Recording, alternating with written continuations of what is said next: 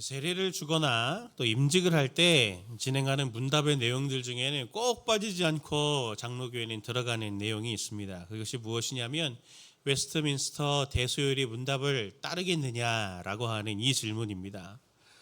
웨스트민스터 대소요리 문답은 따르겠냐, 제가 이렇게 하면서도 사실 마음이 어려울 때가 있는데, 왜냐하면 성도님들이 잘 모르시잖아요. 예, 모르는데 따르겠느냐라고 말할 때 이게 상당히 저는 불편합니다. 그래서 한 번은 이걸 가지고 또 한번 이렇게 나눌 시간들이 있을 텐데, 웨스트민스터 대소요리 문답이 뭐냐? 영국에서 종교적으로 굉장히 혼란할 때 1643년에 영국 의회가 이제 교계에 부탁을 한 거예요. 그래서 최고의 신학자들과 목회자들 151명을 웨스트민스터 대성당에 같이 이렇게 모아서 기독교 신앙을 새신자들과 또는 어린 아이들에게도 어떻게 이렇게 압축적으로 간단하게, 그러면서도 빠짐없이 핵심적으로 전할 수 있는 걸 질문과 답을 내는 형태로 해가지고 정리를 한 게 웨스트민스터 대소요리 문답입니다. 그래서 개혁신학을 가지고 있는 교회들은 다 이 대소요리 문답을 그렇게 굉장히 중요하게 여기고, 목사를 세울 때도 꼭 이 대소요리 문답을 신봉하고 따르겠느냐라고 하는 것들을 꼭 물어봅니다. 그래서 이걸 따르지 않겠다고 하면은 진리에서 벗어난 거라고 생각을 하는 거거든요. 그 중에 한 가지인 대소요리 문답에, 소요리 문답에 이제 88문이 이렇게 되어 있습니다. 질문이: 그리스도께서 우리에게 구원의 유익을 전하시려고 나타내시는 외적인 방편이 무엇입니까? 구원의 유익을 우리에게 전하기 위한 방법이 뭐냐라고 하는 걸 질문할 때 답은 이렇습니다. 그리스도께서 우리에게 구원의 유익을 전하시려고 나타내시는 외적인 방편은 그의 규례들이며 특별히 말씀과 성례와 기도입니다. 이것들이 택함을 받은 자들에게 효력이 있어 구원을 얻게 합니다. 일명 신학자들은, 목사들은 구원의 방편 세 가지로 아예 딸딸 외우게 해요. 그것이 뭐냐면 여기 나오는 말씀과 성례와 기도입니다. 이 성례에는 세례와 성찬이 들어가 있는 거죠. 초대교회로부터 기독교는 성찬을 그래서 매우 중요한 예식으로 여겼습니다. 매 예배 때마다 그래서 맨 마지막에 성찬식을 했었죠. 그 이유는 누가복음 22장 우리 16절 이하의 말씀을 보면 예수님께서 제자들에게 직접 제정하신 예식이기 때문입니다. 거기에서 예수님은 십자가의 고난과 죽음으로 구원하시겠다라고 하는 하나님의 이 새 언약, 새 계약의 표로 바로 이 성찬을 예식의 표로 삼으셨습니다. 누가복음 22장 16절 그리고 18절 20절 말씀을 제가 한번 읽어볼게요. 내가 너희에게 이르노니 이 유월절이 하나님의 나라에서 이루기까지 다시 먹지 아니하리라 하시고, 내가 너희에게 이르노니 내가 이제부터 하나님의 나라가 임할 때까지 포도나무에서 난 것을 다시 마시지 아니하리라 하시고, 또 떡을 떼어 감사기도 하시고 떼어 그들에게 주시며 이르시되 이것은 너희를 위하여 주는 내 몸이라, 너희가 이를 행하여 나를 기념하라 하시고, 저녁 먹은 후에 잔도 그와 같이 하여 이르시되 이 잔은 내 피로 세우는 새 언약이니 곧 너희를 위하여 붓는 것이라. 주님은 이처럼 이 성찬을 새 언약에 기념하는 표로 삼으셨습니다. 그래서 성찬을 거룩한 예식이라고 하고, 그리고 종교개혁 시대에 천주교와 이 종교개혁자들이 치열하게 싸운 부분 중에 하나가 바로 이 성찬에 대한 부분이거든요. 그런데 우리의 죄성은, 우리가 지금 이제 큐티로 묵상하고 있는 고린도전서에도 기록된 내용이지만 성찬을 자주 하다 보니까, 매주 하다 보니까 이 성찬의 의미가 이게 사라져 버리고 대신 밥 먹는 식사의 문제로 전락해 버려서 오히려 성찬을 모독하는 그런 일들이 교회 안에 있고요. 또 반대로 오늘날 교회는 성찬을 너무 어쩌다가 한번, 가끔씩 한번 하고, 그리고 그렇게 하다 보니까 또 성찬의 의미를 성도님들이 다 아시겠지 하고 이제 잘 설명해 주지 않다 보니, 저 같은 목사가요, 잘 설명해 주지 않다 보니 성찬을 지킬 때에, 제대로 지킬 때에 얻게 되는 은혜와 이 영적인 의미를 놓치고 있는 것은 아닐까? 제가 이런 생각들을 해보게 되었습니다. 오늘 우리가 성찬을 앞두고 빨리 회복해야 될 성찬의 가장 중요한 이러한 정신들을 우리가 잘 회복해야 될 텐데 그 중에 하나를 오늘 바울의 말을 통해 들어보려고 합니다. 그게 오늘 16절 17절 말씀이죠. 같이 한번 다시 보도록 합니다. 우리가 축복하는 축복의 잔은 그리스도의 피에 참여함이 아닙니까? 우리가 떼는 빵은 그리스도의 몸에 참여함이 아닙니까? 빵이 하나이므로 우리가 여럿일지라도 한 몸입니다.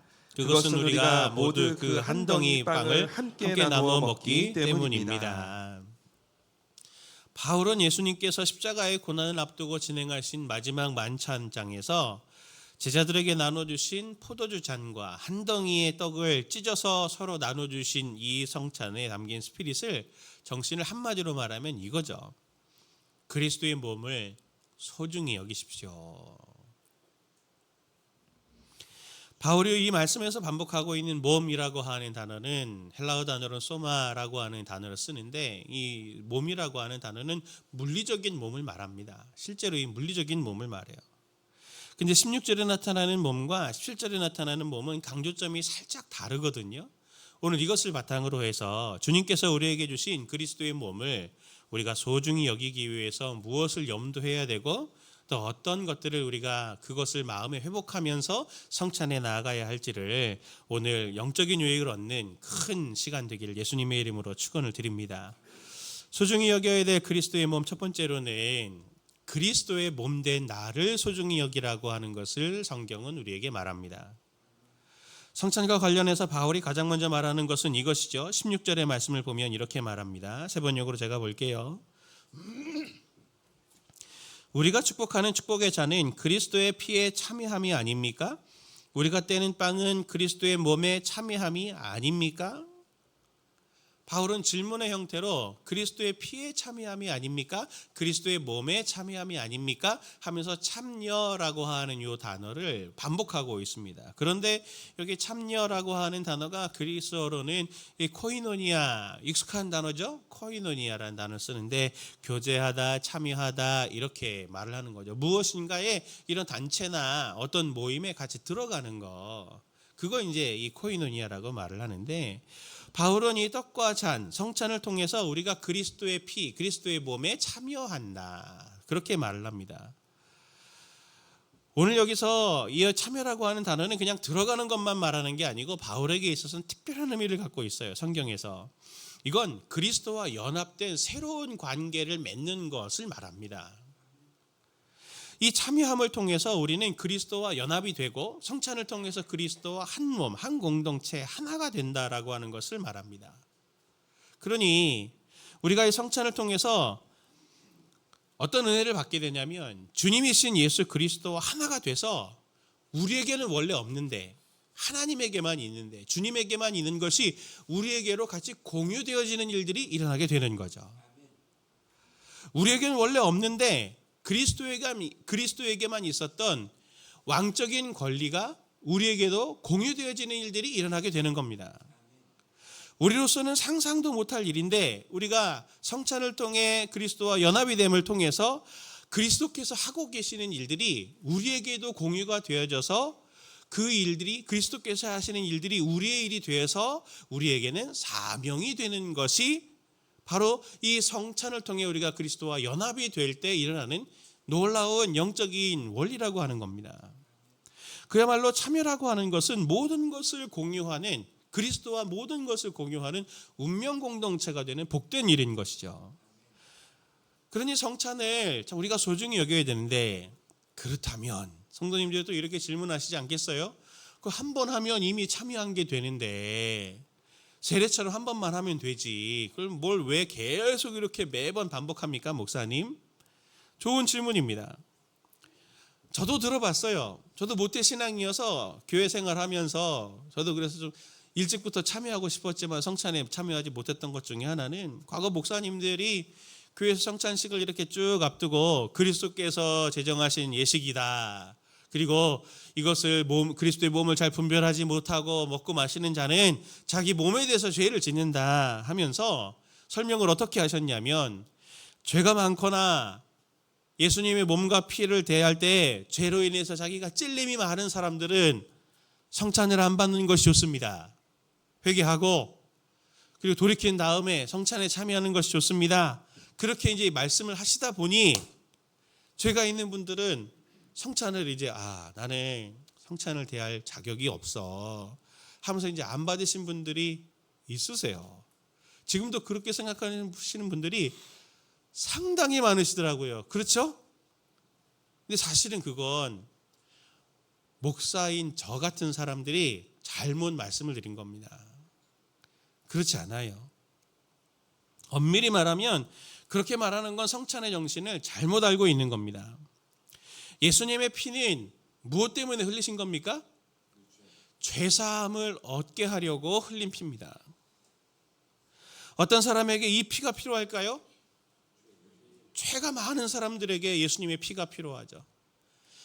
내 죄 때문에 이걸 잘 극복해 보려고 몸부림을 치고 애를 쓰나 내 힘으로는 어떻게 할 수가 없어서 다시 반복적으로 죄를 짓고 또 죄를 짓고 죄에 넘어지는 것을 보면서 낙심과 실망이 가득한 힘이 없는 자에게, 영적인 힘이 없는 자에게 영적인 양식이 되는 예수님의 몸인 이 예수님의 떡을 먹는 것이 더 필요한 거 아닌가요?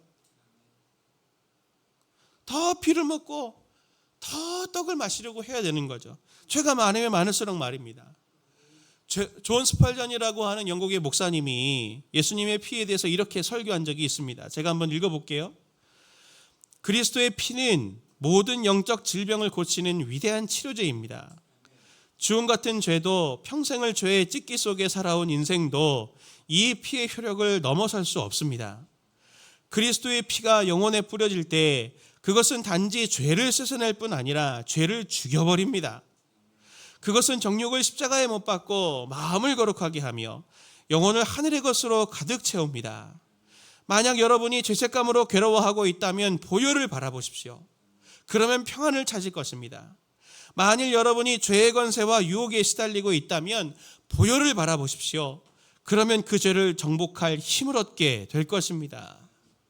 이 말은 참으로 진실이고 우리에게 감동이 됩니다.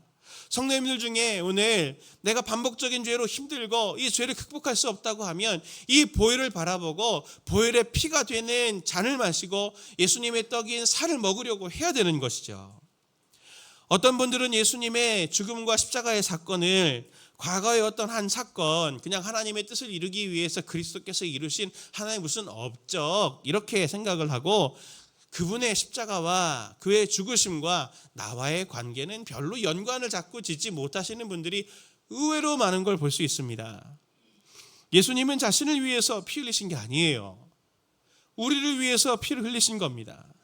예수님은 우리의 모든 죄와 죄가를 당신의 육체라고 하는 용광로에 한꺼번에 통째로 집어넣어서 우리의 죄는 자신이 짊어지고 예수님이 짊어지고 당신의 선함과 완전함과 그리고 온갖 예비하신 복들, 힘들을 우리에게 공유해 주셔서 우리에게 흘려내기 위해서 자신의 몸을 찢고 자신의 피를 흘려 우리에게 코이노니아, 성찬을 통해 참여하고 공유의 은혜를 계속 주시려고 하시는 것이죠. 그래서 우리가 반복적으로 이 성찬을 계속 진행하는 것입니다. 주님은 바로 여러분, 바로 나, 여기 있는 나를 위해서 나의 죄를 죽이시려고 죽으신 겁니다. 그토록 주님은 우리를 소중히 여기시고 우리의 죄를 없애려 하세요. 우리를 온전케 하시려고 하는 거죠. 주님은 이토록 우리를 위하시는데 생각해 보십시오. 성도님들도 나 스스로를 그렇게 위하고 계십니까? 바울은 성도 개인을 두고 이렇게 말합니다. 고린도전서 6장 15절 말씀 보면 너희 몸이 그리스도의 지체인 줄을 알지 못하겠느냐. 너희 몸이 그리스도의 지체다. 한 장기와 같다. 그런 면에서 우리의 영적인 눈으로 보면 우리는 주님과 운명 공동체가 되고 주님의 한 지체, 한 장기 같은 역할을 하는 나 자신을 소중히 여겨야 하는 것이죠.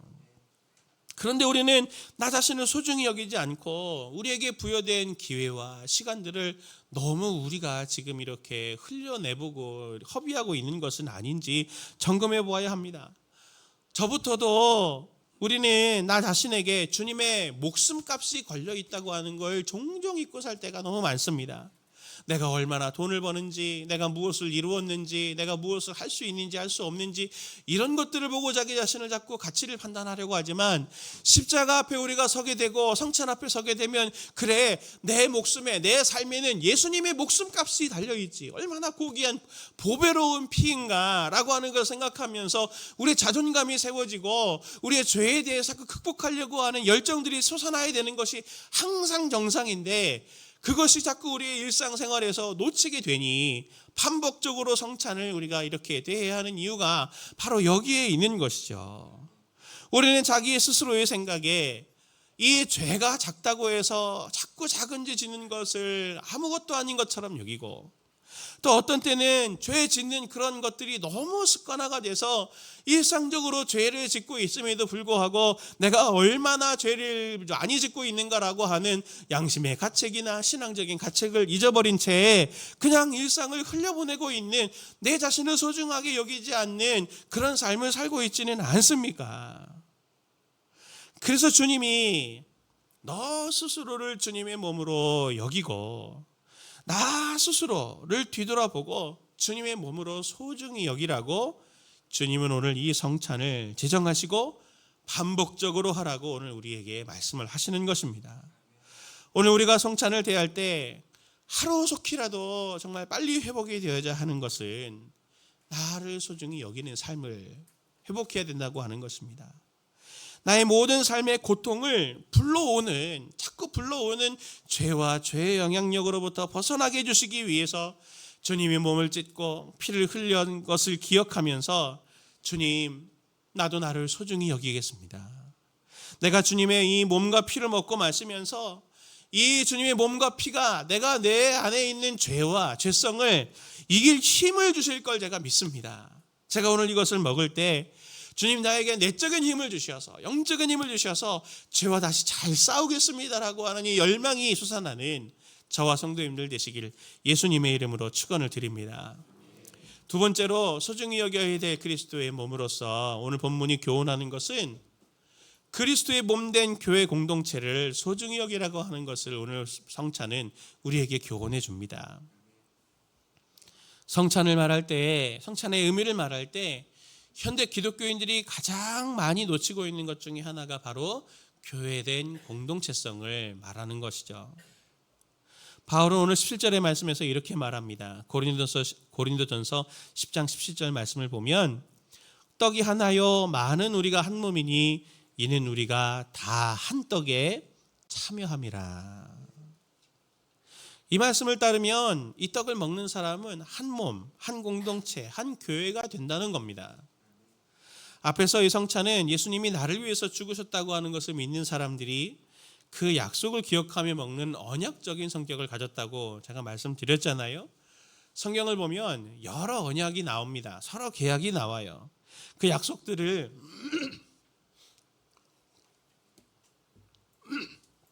그 약속들 중에 가장 중요한 약속, 그리고 계약들을 맺을 때 빠지지 않는 절차가 있잖아요. 우리도 계약서를 한다 그러면 그 계약서를 맺는 과정과 절차가 있듯이 그 약속들을 맺어가는 절차 중에 하나가 무엇이냐면 식사예요. 식사. 대표적인 예가 이스라엘이 출애굽한 다음에 하나님과 율법의 언약을 맺을 때 마지막 장면을 보면 이 식사가 나옵니다. 이 장면을 보면 성찬을 보는 것 같아요. 출애굽기 24장 6절부터 11절 말씀을 좀 길지만 제가 읽어보겠습니다. 한번 이렇게 눈으로 따라가면서 의미를 파악을 해보세요. 모세가 피를 가지고 반은 여러 양푼에 담고 반은 제단에 뿌리고 언약서를 가져다가 백성에게 낭독하여 듣게 하니 그들이 이르되 여호와의 모든 말씀을 우리가 준행하리이다. 모세가 그 피를 가지고 백성에게 뿌리며 이르되 이는 여호와께서 이 모든 말씀에 대하여 너희와 세우신 언약의 피니라. 모세가 아론과 나답과 아비후와 이스라엘 장로 70인이 올라가서 이스라엘의 하나님을 보니 그의 발 아래에는 청옥을 편 듯하고 하늘같이 청명하더라. 하나님이 이스라엘 자손들의 존귀한 자들에게 손을 대지 아니하였고 그들은 하나님을 뵙고 먹고 마셨더라. 이 말씀을 꼼꼼히 보시면 놀라운데 제물의 피를 가지고 반은 여러 양푼에 담고 반은 하나님의 제단에 뿌려요. 하나님께 뿌리고 백성에게 뿌리기 직전에 율법을 쭉 읽어주면서 이 말씀대로 지키겠느냐? 지키겠습니다. 그랬더니 그 여러 양푼에 담은 피를 백성들에게 쫙 뿌리죠. 그 다음에 대표인 70의 장로들이 하나님의 산으로 같이 올라가서 하나님과 함께 하나님을 뵙고 먹고 마셨다 하면서 식사로 하나님의 언약을 이렇게 체결을 하는 예식을 이렇게 치릅니다. 어떤가요? 예수님의 성만찬과 굉장히 비슷하지 않나요? 이스라엘은 새 언약으로 핏뿌림 의식을 하고 70인 장로들이 이스라엘의 대표가 되어져서 하나님과 함께 식사를 합니다. 그래서 그들은 이제 이 사건 이후로부터는 더 이상 이집트의 노예가 아니라 이제 명실상부한 하나님을 왕으로 인정하는 언약의 이스라엘 국가가 된 것이죠. 이처럼 피를 함께 나누고 음식을 나누어 먹는 이것은 언약 체결의 최종 절차고 공동체를 구성하는 가장 중요한 핵심 과정이었습니다. 오늘 우리가 하나님 앞에서 예수님께서 제정하신 예수님의 살과 피를 나누어 먹는 성찬을 한다고 하는 것은 예수님의 즉흥적인 행동이 아니었어요. 그리고 이 예식에 참여하는 우리는 이제 함께 하나님 나라의 한 백성이 됩니다. 한 공동체가 됩니다. 한 영적 가족이 됩니다. 한 운명 공동체가 되겠습니다라고 하는 하나님을 앞에 두고 서약하는 서약 의식이 바로 이 성찬이 되는 것이죠. 그래서 초대교회 공동체는 매주 예배 맨 마지막에 이 성찬식을 했던 겁니다. 이런 성찬이 언약적인 고백 성격이 있기 때문이에요. 그래서 바울은 오늘 본문에 이렇게 말하는 겁니다. 17절을 세 번역으로 다시 보면 같이 봅니다. 시작. 빵이 하나이므로 우리가 여럿일지라도 한 몸입니다. 그것은 우리가 모두 그 한 덩이 빵을 함께 나누어 먹기 때문입니다. 아멘. 코로나 이후에 좀 희미해진 교회의 좋은 전통 중에 하나가, 저도 어릴 때 교회 생활하는 걸 기억해 보면 예배드리고 교회에서 끓여주는 국수가 진짜 맛있었습니다. 국수 생각나요. 그 국수 같이 이렇게 늘 끓여 먹었잖아요. 저희들도 이제 봉사자분들에게만 좀 샌드위치나 이렇게 돌아가면서 음식을 제공하는데, 교회가 꼭 예배를 드리고 나서 같이 식사하는 건 이 성찬의 희미한 전통이 남아 있는 거죠. 다락방에서도 다락방 예배를 드리고 성도님들이 거기서 식사를 하는 이유도 바로 이 성찬의 스피릿을 이어오고 있는 좋은 전통입니다. 교회 안에서 예배 후에 함께 먹는, 같이 모여서 먹는 식사는 우리가 하나님 안에서 한 가족입니다라고 하는 것을 고백하는 고백적 행동이 되는 거죠. 그리고 사람들에게는, 하나님 모르는 사람들에게 우리가 영적인 한 가족입니다라고 하는 것을 선포하는 선교적 사명을 이루게 되는 거예요. 무엇을 먹느냐, 어떤 메뉴로 먹느냐, 그게 중요한 게 아니고 작은 거라도 우리가 함께 모여서 같이 먹는다는 이것이 굉장히 중요한 거죠. 성도님들이 다락방에서 제가 제자훈련이나 사역훈련 할 때 꼭 먼저 강조드리는 게 있어요. 사역훈련도 제자훈련도 훈련하고 난 다음에 꼭 식사를 하거든요. 근데 이게 그냥 식사 준비해 주세요 하면은 이전에 앞에 했던 분이 했던 것만큼 하려고 하고, 그분이 좋은 거 하면 그 다음에 더 좋은 걸 해야 되고 더 좋은 거 해야 되고, 식사가 계속 부담돼 갖고 성도님들이 이제 다락방에 안 참석하거나 제자훈련 하면서 막 시험이 들거나 이런 일들이 생겨서 일식 삼찬 딱 정해줘요 그냥. 예, 그럼 또 질문을 하시더라고요. 국도 반찬에 들어갑니까 목사님? 이걸 꼭 물어보시는데, 3찬 4찬 숫자에 있는 게 아니고 이 정신이, 가난하고 경제적인 형편이 어려운 분들에게도 식사가 부담되지 않기 위해서 먹는 것이 중요하기 때문에, 무얼 먹느냐가 중요한 게 아니기 때문에 같이 먹는 게 중요하니 부담되지 않게 연약한 지체를 생각해서 정말 간소화된 식사를 하라. 그걸 가이드로 드리는 거죠. 그게 스피릿인 거예요. 성도님들도 교회 안에서 식사할 때 교회에서 제공하는 거나 다락방에서 제공하는 게 좀 양이 부족할 수도 있고 질이 좀 떨어질 수도 있고 할 수 있어요. 그런데 성도님들 돈 있으시잖아요. 그 정도는 사서 드실 수 있잖아요. 교회가 성도님들이 먹을 게 없어서 가난해서 먹는 게 부담돼서 힘드시면 저 오세요. 제가 사드릴게요. 진짜 사드릴게요. 교회에서 식사를 할 때 중요한 스피릿은 무엇을 먹느냐가 아니고 같이 먹는다라고 하는 그걸 통해서 우리가 한 가족입니다라고 하는 걸 하나님 앞에서 고백하고 우리가 서로 그것을 서로 서약하는 언약적인 스피릿이 담겨 있다라고 하는 것들을 생각하고 이 음식에 같이 동참하시는 성도님들 되시기를 꼭 부탁을 드립니다. 이 땅의 모든 교회를 보세요. 온전한 교회는 없습니다. 목사로부터 성도들까지 모두 신앙의 성숙의 차이가 있죠. 또 성도님들은 어떻습니까? 고린도 교인들의 교인들처럼 은사의 차이도 있어요. 생활의 차이도 있고 성격의 차이도 있습니다. 그런 차이들이 있다 보니 지상교회에서는 성도들이 이런 충돌이 있을 수도 있고 저런 갈등들이 있을 수도 있고 의견 차이나 안 맞음의 부분도 있을 수 있습니다. 심지어는 모두가 잘 다 해도 또 어떤 것들은 상황적으로 어떤 분에게 그게 상처가 될 수도 있어요. 그렇다 보니까 같이 생활하다 보면 마음이 안 맞는 것들이 있고 어려운 부분들이 있다 보니 서로가 서로를 이렇게 밀어내려고 하는 마음의 불편한 일들도 생기고 때로는 안 보고 싶고 때로는 피하고도 싶어지죠. 그러다 보니까 교회가 사랑이 없는 것처럼 또 비춰지기도 하는 것 아닙니까? 아무리 성숙한 교회고 아무리 성장한 그리스도인이라도 이런 일들이 일어나는 건 피할 수가 없습니다. 그런 일들이 일어나면 당연한 거다. 완벽한 하나님의 사람들이 모인 게 아니니까 교회 공동체에서는 이런 일들이 있을 수 있다라고 하는 그런 생각들을 늘 하고 계셔야 돼요. 그렇기 때문에 그런 일들이 일어나기 때문에 오늘 주님께서 주님의 몸인 지체 공동체를 소중히 여기라고 언약으로 성찬이라고 하는 걸 우리에게 명령하시는 거죠. 반복적으로 그래서 계속 이걸 하라고 말씀하시는 이유가 바로 여기에 있는 겁니다. 예수님은 성찬을 진행하시면서 이렇게 말씀하셨어요. 누가복음 22장 17절 19절 말씀을 같이 함께 우리 보기를 원합니다. 시작.